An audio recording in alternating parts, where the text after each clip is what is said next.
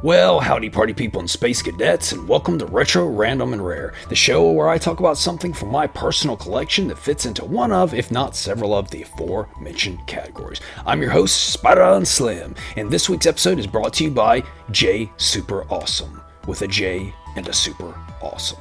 And this month's episode, I'm going to be taking a look at Bloodlines, Castlevania Bloodlines for the Genesis. And I'll tell you what, I own this game, had this game for many years. I cannot for the life of me remember playing it, and I don't remember what's inside this box. Maybe nothing. You'll be as surprised as I am.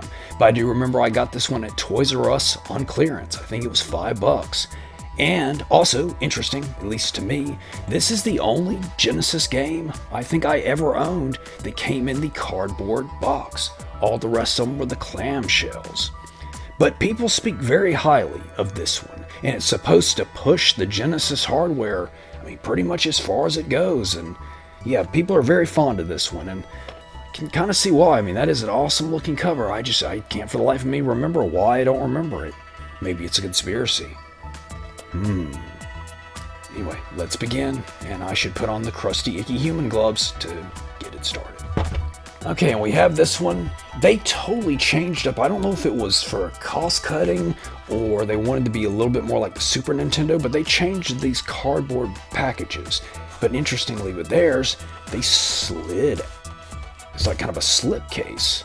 It's kind of neat. Well, let's see, there we are, and the game fits in that nice little thing there.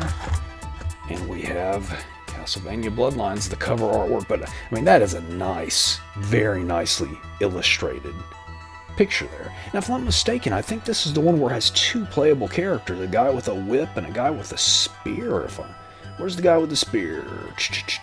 Am I thinking a completely different game here? Oh, I don't see mention the guy with the spear. I guess I imagine that. No, there is definitely a guy. Eric Lacard's his name. And I'm pretty sure he was in this one, but he's not on the cover, so. Okay, well, there's the book. Clearly not quite a Super Nintendo caliber book there. But though, I can almost guarantee you this video won't be nearly as boring as my Link to the Past video. Though I don't know if you've seen that one yet. I have no idea what order I'm gonna do these things in. Alright, product registration card. The thing that everyone is always the most excited about when getting a game. Wow, that's a lot of questions. 9 questions. But yeah, this is not quite the booklet. Yeah, it looks like it's almost like a zero of facts. Facts. I'm really frustrated because the neighbor's AC has been going on and on all night long, and it was supposed to be, it's in the 50s tonight. So why is their air conditioning running so much? So I was supposed to be able to get a bunch of filming done, and instead I've just been starting and stopping and just pitching a little goblin fit over here. Goblin fit. Okay, congratulations, Vampire Slayer. You've discovered that you can't escape your destiny. You must join the latest generation of Belmont vampire hunters. Study these fateful writings before venturing into the unknown. That's kind of cool. You got your introduction. Little story. Elizabeth Bartley, not Bathory, Bartley. Okay, Quincy's legacy continued, however, his son John's childhood friend Eric Lacard. So why is Eric not on the cover? Or is he on the cover and I'm just totally missing it? No. And no mention of him in the back of the box. So you think one of the main playable characters would get some kind of little love? So yeah, John Morris, I guess he's the son of Quincy Morris from the Dracula book. And he used the whip, the vampire killer ended up with it somehow. And then Eric Lacard, he used the spear, or Master Lanceman, has volunteered to take his friend's place in the hunt. However, he hasn't told John the real reason behind his appetite for vengeance. The Countess turned the love of his life, Gwendolyn, into a vampire. And there's that AC again. But you know what, I'm not stopping, I'm just going to keep going. And if anybody is very, very offended that there's an air conditioner going, I don't know what to tell you.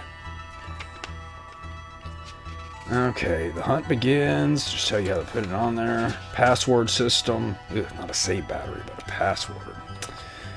Using the controller. Your hunt. Okay, you get a little black and white illustrations. I mean, this really is kind of like a Nintendo booklet. Got a candle, and that's coat of arms. What's that do? Power up John's whip and Eric's lance up to 3 levels. Oh, so I guess like in the old school game. I wonder what I guess the lance got longer. Money, 1-up, chicken leg, diamondy thing, anti-evil ornaments. Yeah, of course, your boomerang, battle axe, sacred water, and mirror of truth. Oh, okay. Well, here we are. The moment you've all been waiting for. The bad guys. You have Death. You have the Vampire Bat. Those are all familiar. The Skeledragon. The Raven. The Medusa Head. The Flaming Skull. And the Mecha Knight. All very familiar monsters for any Castlevania fan. But no Fleamen, or the little hunchbacks as sometimes they are. But I think now they just call them Fleamen. You want to talk about 2 of the most irritating things in the history of video games. The Medusa Heads and the Fleamen. But nothing quite like those Medusa Heads. Especially when, like, in Symphony of the Night, where you're in the clock tower and you're trying to move up there and the Medusa Heads keep turning you to stone.